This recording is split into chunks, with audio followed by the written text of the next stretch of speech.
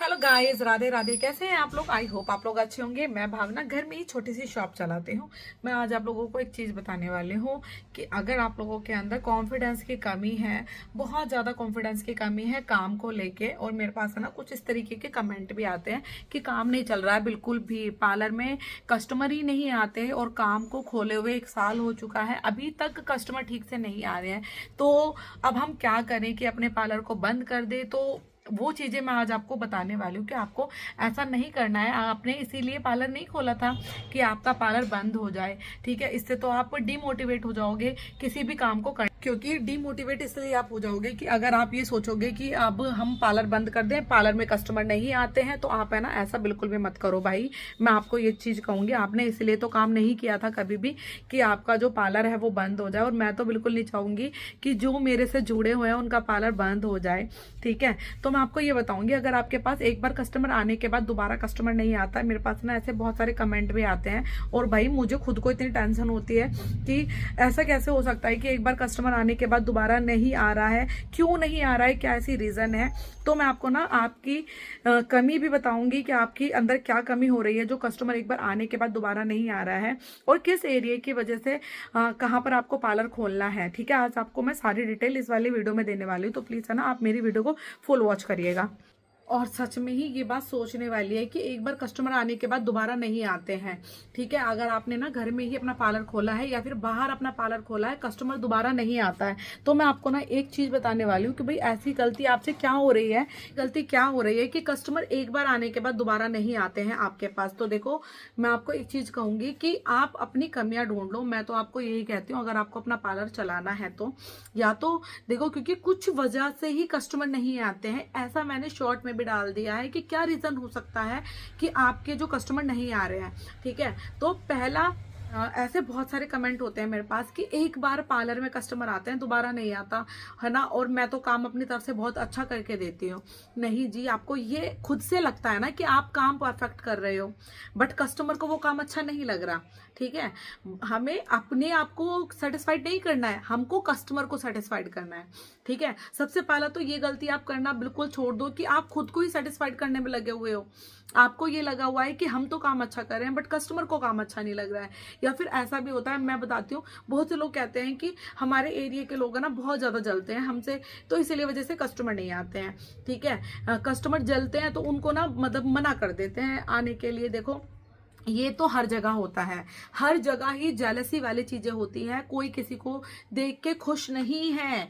ठीक है, कोई भी किसी को देख के खुश नहीं है कि एक दूसरे को मना ही करते हैं, वहां मत जाना, ये मत करना, पर नहीं, अगर आपका काम अच्छा होगा, कस्टमर किसी के भी कहने में नहीं चलने वाला, आपके पास वो आएगा ही आएगा। अगर आपका बिहेवियर अच्छा है, आपका काम अच्छा है, क्योंकि किसी को ये नहीं पड़ा है कि लोग मतलब ये कैसा इंसान है। ठीक है ना, ये यहाँ इसका एरिया कैसा है, कोई इसको मायने नहीं रखता है। मायने रखता है आपका काम, कि आपका कितना काम परफेक्ट है।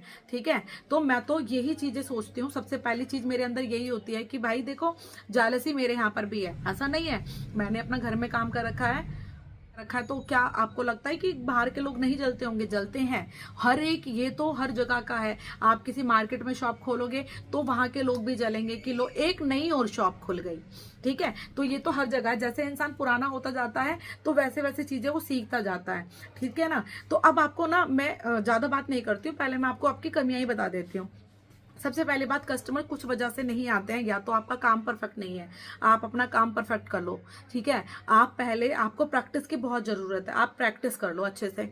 या फिर आपको ये चीजों की जरूरत है कि आप अपने उस बिजनेस के साथ दूसरा बिजनेस स्टार्ट कर दो। मैं आपको बहुत अच्छी तरीके बता रही हूँ, आपको काम को, बिजनेस को बढ़ाने के तरीके कोई नहीं बताने वाला, इतनी डिटेल में मैं आपको बताने वाली हूँ। अगर आपका पार्लर नहीं चल रहा है या आपकी शॉप नहीं चल रही है कॉस्मेटिक की, उसके साथ एक और बिजनेस आप साथ में लगा लो। कॉस्मेटिक, अगर देखो आपको पता है लेडीज का ही आइटम होना, मतलब लेडीज से रिलेटेड ही होना चाहिए, क्योंकि आपने पार्लर खोला है तो वो लेडीज से रिलेटेड है। कॉस्मेटिक का काम किया है तो वो भी कॉस्मेटिक का काम किया है तो लेडीज से रिलेटेड है। तो आपको उसी से रिलेट होकर एक और काम अपने साथ में कर लेना है। और देखो, साल भर आपको अपना काम जमा के रखना है। ये नहीं सोचना कि साल भर के अंदर ही आप ये सोच लो कि चलेगा ठीक है, नहीं चलेगा तो हम बंद कर देंगे। अगर आपके माइंड में ये वाली है कि मैं बंद कर दूंगा, तो आप कहीं पर भी अपना काम नहीं कर पाओगे, ये मेरी गारंटी है। चाहे आप कितनी भी अच्छी जगह जाकर काम कर लेना, ठीक है ना, क्योंकि उतार चढ़ाव तो बिजनेस का एक नियम है।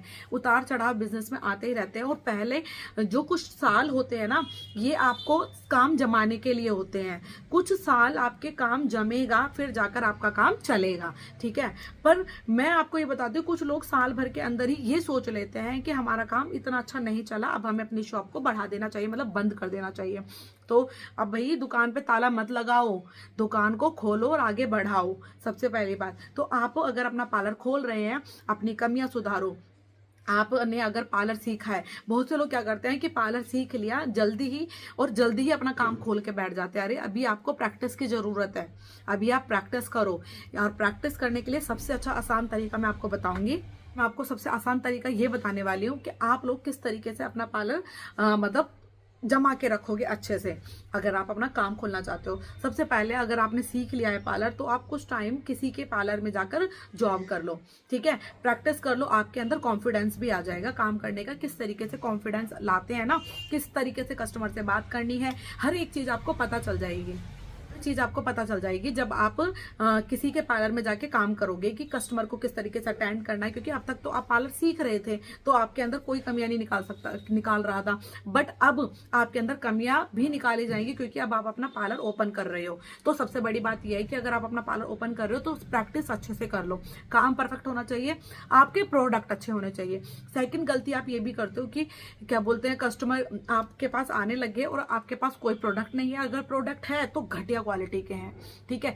अगर कस्टमर को एलर्जी, इन्फेक्शन या कुछ भी ऐसा लगता है ना कि ये प्रोडक्ट अच्छा नहीं है, ये तो यूज कर रहे हैं हमारे ऊपर और प्राइस ज्यादा ले रहा है, तो भी कस्टमर दोबारा नहीं आते। और एक चीज और मैं आपको बताऊंगी, आप कभी भी ये मत सोचेगा कि आपने अभी पार्लर न्यू स्टार्ट किया है तो हम अपना कम प्राइस रखें, ठीक है। आप अपना प्राइस ज्यादा मत रखिए, हाई फाई ज्यादा मत रखिए, तो इतना कम भी मत रखिए कि जिससे कि आपको ये लगे कि कस्टमर आएगा। कस्टमर पैसों से नहीं आते हैं, कस्टमर आपके काम को देख के आता है, ठीक है। काम आपका अच्छा होगा तो कस्टमर आएंगे। अगर आपने ये चीजें मेरी सीख ली ना, मैं ये कह रही हूँ, आपका काम बहुत परफेक्ट तरीके से चलने वाला। आई होप आपको ये वीडियो अच्छी लगी होगी। वीडियो अच्छी लगी है, अब तक आपने लाइक नहीं किया है, तो लाइक, कमेंट, सब्सक्राइब मेरे चैनल को कर दो। आपके पास बहुत सारी प्यारी प्यारी वीडियोस जाती रहेंगी इसी तरीके से। बाय।